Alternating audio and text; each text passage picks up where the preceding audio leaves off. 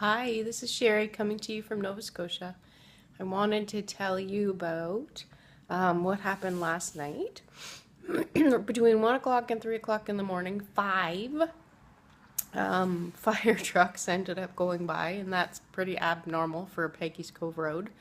So during the second or third one, I ended up waking up from a dream or something and actually falling out of bed, and I had my toe caught in the covers, and I ended up feeling like I almost broke it. So I was like, oh my god, what am I gonna do? I'm not gonna sit here and ice my big toe at like 2:30 in the morning.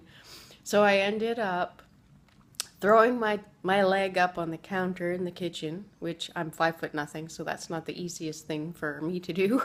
So I threw my foot up on the counter in the kitchen, and I ended up getting out my lemongrass and my peppermint essential oil. So before I did that, I actually was rubbing the crap out of my foot to see if I could decrease any of the inflammation. You can do that within 5 to 10 seconds of when you hurt something, as long as it's not like broken or bleeding. And that can help decrease the swelling before the swelling starts. So I ended up doing that, and then when I had the foot up on the counter, I ended up adding 3 drops of peppermint oil and 3 drops of lemongrass oil. And actually this morning when I woke up, my toe hasn't swelled at all. There's just a little bit of like a scab at the top where it was bleeding underneath the toenail. So that actually worked really well. And funny enough, as the fifth fire truck went by in the middle of the night, so it was closer to 3 by then, it actually stopped right outside the house, which was freaking me out. So I ended up running out of bed one more time to check, and it turned around in the driveway, so the call must have been canceled. But entertainment in the middle of the night, and what you can do if you don't have ice and you don't want to stay awake for hours at a time in order to heal whatever you've done to yourself.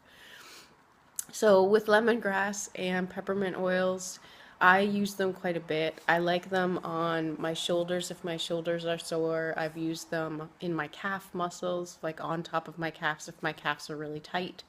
And I've also used them for my forearms, because with massage therapy, my forearms can get really tight. So I'll actually treat my own forearms and then add peppermint and lemongrass to them.